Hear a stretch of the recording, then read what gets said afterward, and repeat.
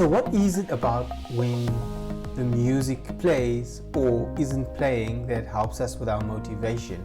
You know, I've been thinking about this over the last few days while recording little bits and pieces and making notes about the idea of this message that I want to share with everyone, and just my own personal experience with it, especially with you, the small business owner, or maybe you have a job and you're working and you have a side hustle, and when you get started with it, you have all this energy, and as kind of the days go by, the weeks go by, kind of sort of goes cold and that energy disappears. So what exactly is it? What happens to you?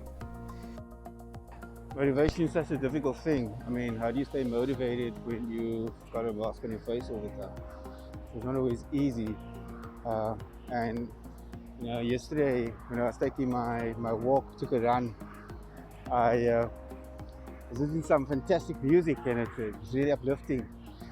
And the thing about those moments, it got me really sort of going into some deep thought about it, because while that music in that moment motivated me in my run to push a little bit more, to go a little bit further than I did yesterday or the day before, the week before, that motivation fades when the music stops, or when I have to sit down and actually do some work, or I think about something in the future that I need to accomplish.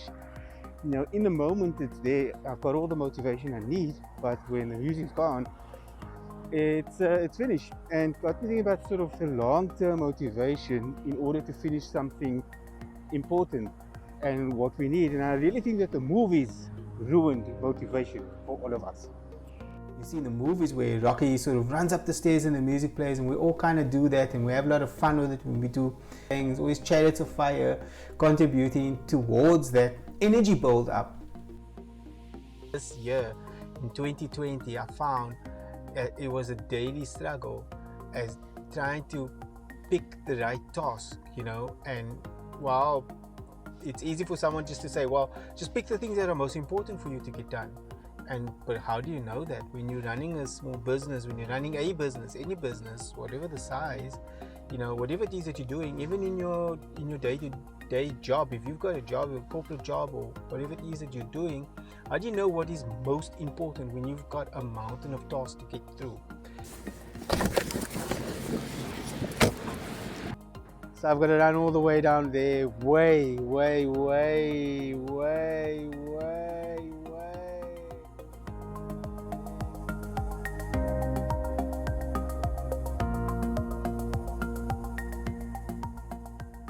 Oh, serious, motivation's hard. Even when the music is playing, it's not that easy, like saying the course, but serious. It's difficult to get going. I mean, when I was younger and I went to gym, I always said the hardest part about going to gym is going to the gym. Once you're there, it gets easier, not easy, but easier. Same with this run this morning.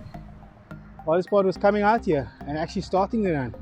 But once I got going, it got harder and harder for me to quit, because I got momentum. Plus I was getting further away from the car. At some point I knew I had to get back to the car. So that was also having anchors. I knew where I wanted to go and I knew where I wanted to be. So being able to move between those 2 points, the further I got away from the car, the more I got closer to my goal. And so quitting became harder just with that. So maybe that's something that you can find a way to keep you motivated, is have your start and midterm goals, so that as you are moving forward towards that goal, it gets harder for you to stop. It gets harder to quit. Because quitting is something you'll have to live with forever. Okay, so the way to stay motivated isn't always easy, and it's not the same for everyone. And what works for me may not actually work for you. But I want to take you through this journey of how I stay motivated, how I actually found a way to measure my productivity, and that measurement in itself gives me more motivation to stay going. It's like I said, the further you get away from one point, your starting point, your get going point, the more you get going, the closer you are getting to another goal. So it makes it harder for you to quit. And that is something that I find is actually psychologically, I know I'm doing it to myself, but it's working. It's keeping me going. And so when I get to that point, my turnaround point where I've got to come back when I'm taking a run, the same thing is happening. I'm too far to stop, and I'm so close, because now I'm getting closer back to my starting point, back to the car, that I just keep going. And so that momentum pulls me as well. And so I don't always need music playing in my ear to keep me going. I've got my own voice, I've got my own process, or my process that I'm working through that keeps me going. And so when I get to the end destination, stopping feels so much more rewarding, because now I haven't quit. I've just completed a task, a set of tasks that I set out to do, and I've done it. So one of the things is that I have my calendar now, which acts as a visual view of my progress. Because a lot of the time, I get to the evening, I get to the end of a day, a working day, I sort of think back about what did I actually get done today, and gone. So I spent the whole day doing nothing, but that's not true. And maybe the same is for you, where you get to the end of the day and you feel like you've done nothing, but the reality is that you've probably done such lots of small little things, that it's difficult for you to quantify the goal that you've achieved. And so, my calendar has become a really important part of the work and how I'm tracking my progress, So when I see, myself kind of losing traction or losing sight of what I have achieved, and I turn to my calendar. And my calendar here shows me a representation of what I've actually achieved. Some of the things are things that I'm planning to do, and I'm very honest with myself whether or not I've done it. But a lot of the time I'm able to look back at my calendar. They aren't actually appointments with people. They're just me committing to myself work that I am going to do, and also work that I have done.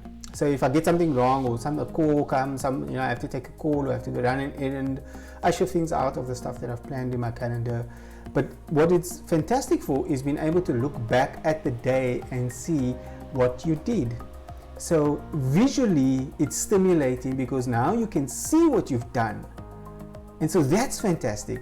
And then also, as you start your day, you can see what you're planning, whether or not it's ridiculous plans.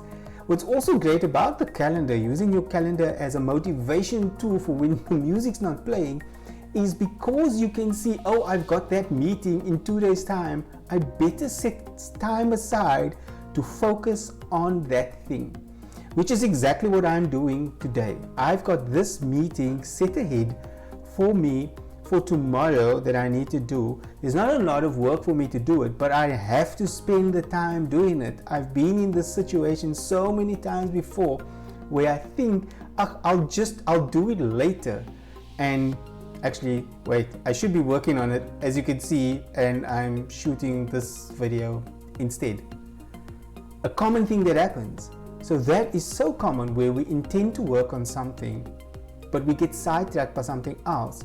And there's nothing that you are using to measure your focus, to measure your attention, to measure your progress on something, unless you make it visual. And the way I've done that is by using my calendar. Look, so I know that the calendar system may not work for everyone. It does for me. And as I've shown you, having a calendar with just placeholders for what you intend to do is a good motivator. It gives you structure and thought for what you have. At the moment, my calendar for the week is quite empty, and so my first task is to sit down and fill up my calendar as best I can, predicting what I'm going to work on. I already know the 3 projects that's of major importance for me. Why? The goal is revenue. I have to issue invoices and get revenue, and so that's the important part for me. The other things are setting up and tying up some of the other things that may have not been completed last week, but not to make them the priority, but just create enough space to get them done. So, and to communicate with clients in terms of where we are. So that's how I'm looking at it. And when I look back at my calendar for last week, all the beautiful colors, maybe you can think of better colors to use. I'd love to hear your opinions. But those things all help me get a sense of what I have done. And so I'm not left with this empty feeling about, what did I actually work on? I pretty much know what I worked on. It's there in my calendar for me to see. And the reason I like this more than a task list is because once you complete a task, if you click done on most task application, that task disappears. And then you don't know what you did. And even if you do look at your completed list, it doesn't really show you just how much time you spent on that task and how much you get done. So there's a lot of research in psychology that goes into the effects of doing a task list, and I love ticking things off my task list. I do enjoy doing that, but a task list is more of a collection of what I need to focus on. The calendar is what I actually did and how much time I spent on it. So I hope you can take this little trick, this little hack on productivity that I have employed over the last few weeks. I found it really worked for me. I do get it wrong sometimes, but mostly I'm getting it right and I'm getting it better. And as I'm practicing, as I'm continuing to stay motivated while the music's not playing, I've created my own music that plays in my calendar. I hope this works for you. Cheers.